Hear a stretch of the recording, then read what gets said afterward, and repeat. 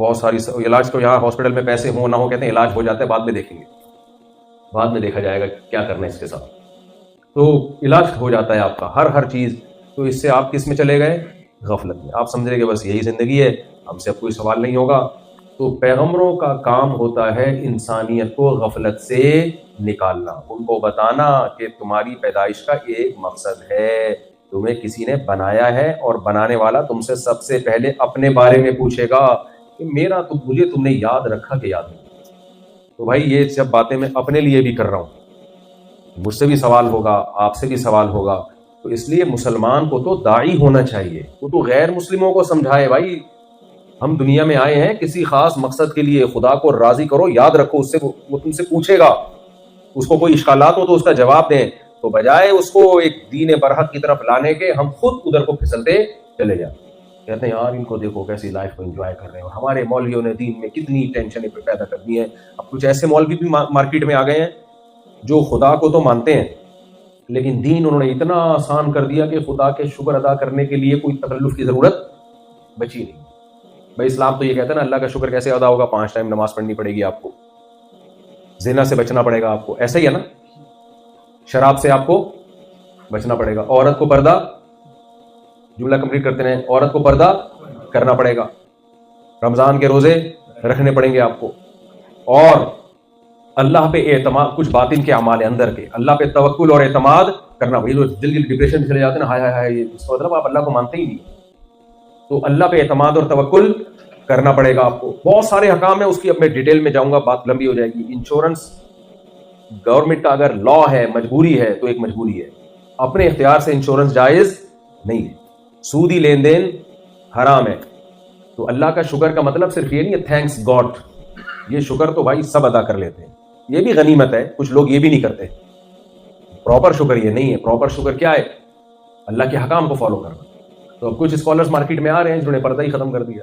پردہ تو کلچر کا حصہ تھا، ایک چیز ختم ہوتی جا رہی ہے مارکیٹ سے. کسی نے بتایا کہ اسکالر کی تصویر آئی ایسے کر کے بیٹھے ہوئے، پاکستانی میم بنانے میں ماہر ہے نا، اس نے لکھا کہ یہ پریشان ہے کہ 2-4 چیزیں حرام رہ گئی ہیں، کس طریقے سے حلال کروں گا. تو بھائی کچھ ٹینشن اٹھانی پڑے گی، اور اس ٹینشن میں میرے اور آپ کا ہی فائدہ ہے. تو اپنی خواہشات کے حساب سے اسلام کو چینج نہ کریں، جیسے اسلام نے کہا ہے اس کے حساب سے ڈھل جائیں. یہ اللہ کا حکم ہے. اور یہ لوگ کہتے ہیں مولویوں میں اتنے اختلافات، مولویوں کیا، لوگ بہت سے اس لیے بیزار ہوئے ہیں. مولویوں کی دیکھو وہ کہتے ہیں وہ اسلام سے خارج، وہ کہتے ہیں وہ اسلام سے خارج، وہ کہتے ہیں ایسی پگڑی پہنو، ایسی پگڑی پہنو. بھائی قرآن کی تعلیمات تو 2 اور 2 4 کی طرح سیدھی سادھی ہے نا. جس مسئلے میں اختلاف ہے نا، پڑھو ہی نہیں اس مسئلے میں، یہ کرو یہ نہیں کرو. بھائی قرآن نے جو نیک لوگوں کی صفات بیان کی ہے وہ بہت سادہ ہے، اس کے لیے کسی فرقے میں جانے کی ضرورت نہیں ہے. وَقَضَىٰ رَبُّكَ أَلَّا تَعْبُدُوا إِلَّا إِيَّاهُ. جلدی سے بس آیت کا ترجمہ کر دو. تیرے رب نے فیصلہ کیا عبادت صرف کس کی ہوگی؟ اللہ کی. اب اگر کوئی فرقہ کہتے نہیں اللہ کے علاوہ فلاں کے سامنے جھکو، اللہ نے کہہ دیا عبادت کس کی ہوگی؟ بولو اللہ کی. وَمَن يَدْعُ مَعَ اللَّهِ إِلَٰهًا آخَرَ. اللہ کے سوا کسی کو مت پکارو. پکارنا کا کیا مطلب ہوتا ہے؟ یا اللہ. بس یا کس کے ساتھ لگے گا؟ نہ یا رسول اللہ، نہ یا غوث آدم، نہ یا علی مدد. سب مدد کے نعرے غلط. مدد صرف کس سے مانگی جائے گی؟ یہ کسی فرقے کی بات نہیں ہے، قرآن کا لفظی ترجمہ کر رہا ہوں. ایاک نعبد 5 دفعہ اللہ نے نماز میں کہلوا دیا اللہ تیری ہی عبادت کرتے ہیں. اللہ کو پتا تھا یہ عبادت میں گڑبڑ کریں گے. عبادت کے لفظ میں نے کہیں گے ہم عبادت تو اللہ کی کر رہے ہیں، اگر ہم کسی سے مانگ رہے ہیں تو وہ عبادت تھوڑی ہے. تو اس لیے اللہ نے اس عبادت کو ایکسپلین کیا، وَإِيَّاكَ نَسْتَعِينُ. مدد صرف تجھ سے مانگیں. یہ کوئی فرقے کی بات ہے؟ بولو نا کیا ہو گیا؟ تو مسلمان شکر گزار ہے، عبادت اور مدد صرف کس سے مانگتا ہے؟ اللہ سے. وَقَضَىٰ رَبُّكَ أَلَّا تَعْبُدُوا إِلَّا إِيَّاهُ وَبِالْوَالِدَيْنِ إِحْسَانًا. غیر مسلموں کے ہاں ماں باپ کو تھوڑی سی ویلیو دی جاتی ہے، اتنی نہیں جتنی اللہ نے بتائی. اللہ کہتے ہیں میرا کچھ شکر گزار بننا ہے تو والدین کے ساتھ احسان. احسان عربی میں اچھے سلوک کو نہیں کہتے، ایکسیلنسی پیدا کرنا، بہت اچھا بننا ہے. دنیا میں سب سے زیادہ جو حق تلفی اگر کسی کی ہوتی ہے نا تو وہ ماں باپ ہیں. جو ان کی ایفرٹ ہے آپ کو پالنے میں، ان کو اس کا صلہ نہیں ملتا. جتنی محبت ماں نے بچپن میں آپ کو دی ہوتی ہے، اولاد بڑے ہو کر نہیں دیتی. وہ محبت چھوڑ چھاڑ کے چلی جاتی ہے، اولڈ ہاؤس میں جمع کرا دیتی ہے. نا نا نا نا نا نا. تورات اٹھا کے دیکھ لیں، جتنی آسمانی کتابیں، انجیل دیکھ لو، سب سے زیادہ خدا کے بعد اگر کسی کے حقوق بیان کیے ہیں تو کس کے؟ والدین. یہ مذہب کا حصہ ہے، یہ کلچر نہیں ہے، یہ گاڈ کا آرڈر ہے. خدا جس نے بنایا اس کا آرڈر ہے. کہ ان کے ساتھ اچھا سلوک کرنا ہے. کتنا اچھا؟ لا تقل لہما افن، اف کرنے کی اجازت نہیں ہے. سمجھ رہے ہو؟ ابا غصے میں ہے تو یہ نہیں کہ ابا کا میٹر شارٹ ہے تو آپ کا بھی شارٹ ہو گیا. آپ کو اپنے میٹر کو ابا کے حساب سے ایڈجسٹ کرنا ہے، ابا کو اپنے حساب سے ایڈجسٹ نہیں کروانا آپ نے. آج پتہ ہی نہیں چل رہا ہوتا کم وقت باپ یہ ہے یا وہ ہے. میرے سامنے کیس آتے ہیں نا باپ بیٹے کے، میں کہا یار تو پہلے بعد میں پیدا ہو گیا، پیدا تجھے پہلے ہونا چاہیے تھا. نہیں چل رہا ہوتا بھائی، ایسا نہیں ہوتا. جب آپ اللہ کو مانو گے تو بہت بڑا حق ہے ماں اور باپ کا. قرآن وصیت کے الفاظ استعمال کرتا ہے، احسان کا لفظ استعمال کرتا ہے. ایک اسکالر ہے تو کہہ دیا ماں باپ کی فرما برداری ہے ہی نہیں اسلام میں، کوئی اطاعت لازم ہی نہیں ہے. اچھا سلوک ہے، اطاعت نہیں. بھائی حقوق الوالدین، حقوق کہتے ہیں نافرمانی کو، حدیث میں اس کو اکبر الکبائر کہا ہے. ہاں کچھ بیسک رائٹس انسان کو اللہ نے دی ہیں، اس میں ماں باپ کی اطاعت لازم نہیں ہے، وہ کچھ حقوق ہیں. لیکن نارملی ہر جائز چیز میں آپ کو اپنی ماں اور اپنے باپ کی اطاعت کرنی ہے جو آپ کے اختیار میں. کچھ بیسک رائٹس ہیں جو اس انسان کو اللہ نے دی ہیں، اس میں ماں باپ زبردستی نہیں کر سکتے. زبردستی آپ کی شادی نہیں کرا سکتے، زبردستی آپ کو مجبور نہیں کر سکتے کہ اس طریقے سے کماؤ. وہ آپ کا رائٹ ہے. آپ پڑھنا چاہتے ہو، کمانا چاہتے ہو، ڈاکٹر بننا چاہتے ہو، جن کو آپ کا رائٹ ہے. ابا یہ نہیں کہ ہمارے یہاں ہوتا ابا ڈاکٹر ہے تو تیرا باپ ڈاکٹر ہے تو تو بھی کیا ہے، اس کا دل نہیں لگ رہا ڈاکٹر بننے میں، تو زبردستی نہیں ہے اس میں. تو لیکن اطاعت جائز چیزوں میں. اگر آپ کی ماں آپ کو کہتی ہے پانی پلاؤ تو اسلام میں آپ کے پاس نو کا آپشن نہیں ہے. کچھ اسکالرز نے یہ بھی کہنا شروع کر دیا ماں باپ کے ساتھ اچھے سلوک کا حکم ہے، ان کی اطاعت کا نہیں ہے. غلط اطاعت کا ہے. ہاں جہاں اللہ کے حکم کے خلاف آرڈر دے پھر اطاعت نہیں ہے. تو اب یہ کسی فرقے کی بات ہے، بہانہ بنایا ہوا ہے ان مولویوں کے اتنے فرقے، تو میں کیسے اسلام کو فالو کروں، کیسے اسلام کو. ڈاکٹروں کی بھی تو کتنی آ رہا ہے، کوئی کہتا ہے انڈا ابال کے کھایا کرو، کوئی کہتا ہے تلا ہوا کھایا، کوئی کہتا ہے کھاؤ ہی نہیں. کچھ ڈاکٹر ہوں گے، ڈاکٹر 3 قسم کے ہوتے ہیں پتہ ہے. کچھ ڈاکٹر ہوتے ہیں ڈاکٹری میں دیوبندی، کچھ ڈاکٹر ڈاکٹری میں بریلوی، کچھ ڈاکٹر ڈاکٹری میں اہل حدیث ہوتے ہیں. جو بریلوی ڈاکٹر ہوتے ہیں سب کھاؤ، ایسے کلپ ہیں ڈاکٹروں کے. 3 ٹائم کھانا ضروری ہے، یہ کہتے ہیں ناشتہ بہت ضروری، سب کھاؤ، سبزی بھی کھاؤ، گوشت بھی کھاؤ، انڈے بھی کھاؤ، مچھلی بھی کھاؤ، یہ بھی کھاؤ، جائیدادیں بھی. یہ زیادہ ہو گیا، یہ سب کچھ کھا رہے ہیں تو جائیدادیں نہیں کھاؤ. تو یہ ڈاکٹروں کے بریلوی ہیں جو سب صحیح ہے بھائی، کوئی بدعت نہیں ہے. کچھ ڈاکٹر ہوتے ہیں دیوبندی مزاج کے. یہ فرقے بھی مولویوں میں ہے نا، یہ انسانوں کے مزاج ہوتے ہیں، تو کبھی مولویوں کے روپ میں آ رہے ہوتے ہیں، کبھی سائنسدانوں کے روپ میں آ رہے ہوتے ہیں، اور کبھی ڈاکٹروں کے روپ میں آ رہی ہے. ایک تھنکنگ ہوتی ہے انسان کی سوچنے کی. کچھ ڈاکٹر کیا کہتے ہیں، وہ دیوبندی ٹائپ کے ہوتے ہیں، نہ سب کچھ کھاؤ نہ سب چیزوں سے پرہیز کرو. اور کچھ اہل حدیث ہوتے ہیں ہر چیز بدعت، ہر حدیث کیا ہے، ضعیف.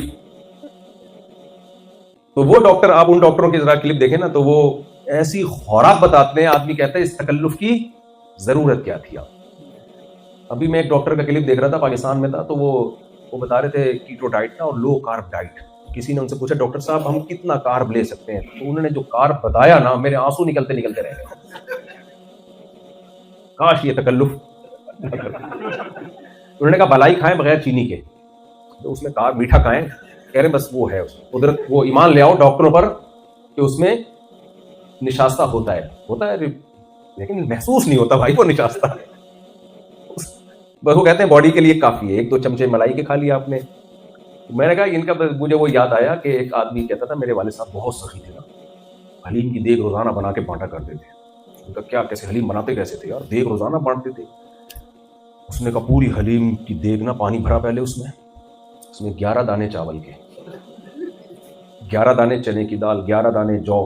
میں نے کہا بھائی کیا 11 دانے ڈل رہے ہیں. کہہ رہے گوشت بہت تھا، گوشت آخر میں گوشت ایسے کہہ رہے پرچی پہ لکھتے تھے 40 کلو گوشت اور پرچی ڈال دیتے تھے،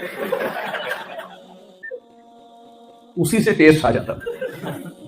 کچھ ڈاکٹر ایسے ہیں جو کہتے ہیں اتنا میٹھا کم، کارب کم، ایک پرچی پہ لکھو چینی اور چائے میں وہ پرچی گھما کے چائے پی لو، بس اتنا کافی ہے تمہاری صحت کے لیے.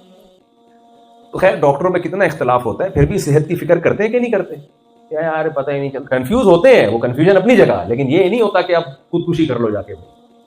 بھائی کتنا مرضی مولویوں میں اختلاف ہو جائے، اسلام کی جو بیسک تعلیمات ہیں وہ اللہ نے قرآن میں بیان کر کے اس کو اسٹیمپ لگا کے محفوظ کر لیا ہے، چینجیبل نہیں ہے. نماز 5 ٹائم آپ کو بہرحال پڑھنی ہے. تو اللہ نے فرمایا والدین اما یبلغن عندک الکبر احدہما، دونوں بوڑھے ہو جائیں یا دونوں میں سے ایک، ان کے سامنے اف کرنے کی اجازت نہیں ہے. برداشت کرنا ہے، آپ نے برداشت کرنا ہے. یہ اللہ کا حکم ہے، گورنمنٹ کا لا نہیں ہے. یہ کس کا لا ہے؟ یہ اللہ کا لا ہے. اور پھر اللہ نے رشتہ داروں کے بارے میں حکم دیا, وَآتِ ذَا الْقُرْبَى حَقَّهُ. اسلام رشتوں پہ بلیو کرتا ہے. میں ایک آیت سناتا ہوں نا, قرآن نے ہمیں بتایا کہ تم جب رشتہ داروں کے جایا کرو تو لیس علیکم جناح ان تأکلوا من بیوتکم او بیوت آبائکم او بیوت امہاتکم, اس کے بعد ابنائکم ہے, او بیوت ابنائکم, کوئی حرج نہیں ہے, تم اپنے ابا کے گھر میں جا کے بھی کھانا کھا سکتے ہو, تم اپنی ماں کے گھر جا کے بھی کھانا کھا سکتے ہو, اپنے بیٹوں کے گھر جا کے بھی کھانا کھا سکتے ہو, او بیوت اعمامکم, اپنے چچا کے گھر جا کے بھی کھانا کھا سکتے ہو, او بیوت عماتکم, اپنی پھوپھی کے گھر جا کے بھی کھانا کھا سکتے ہو, او بیوت اخوالکم, اپنے ماموں کے گھر جا کے بھی کھا سکتے ہو, او بیوت خالاتکم, اپنی خالہ کے گھر جا کے بھی. تو یہ قرآن کیوں, قرآن کہتا بھائی اپنے ریلیٹو کے یہاں جانے میں کوئی حرج نہیں ہے, اتنا کہتے ہیں کافی تھا کہ نہیں تھا؟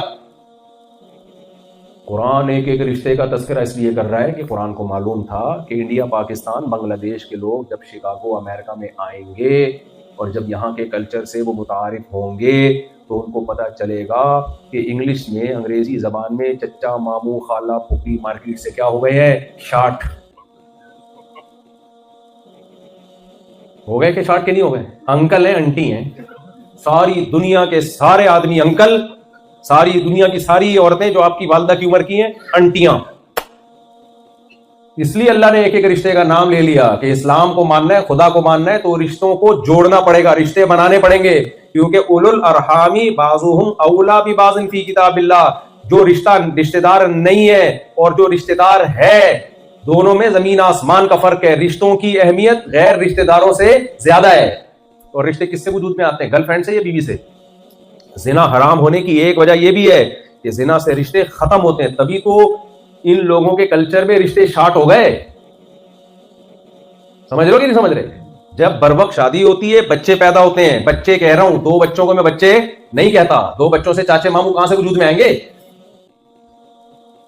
2 بچے سے تھوڑی چاچے ہیں اور مامے. میں دیکھو پشاور جاتا ہوں نا, اتنا مزہ آتا ہے, یہ ہمارا چاچا, یہ ہمارا, یہ بھی چاچا, یہ والا بھی. ابھی چاچے ختم ہوتے ہیں پھر ماموں شروع ہوتے ہیں. خاندان ہے بھائی, انسان ہے, ہم خاندان میں پیدا ہوئے ہیں.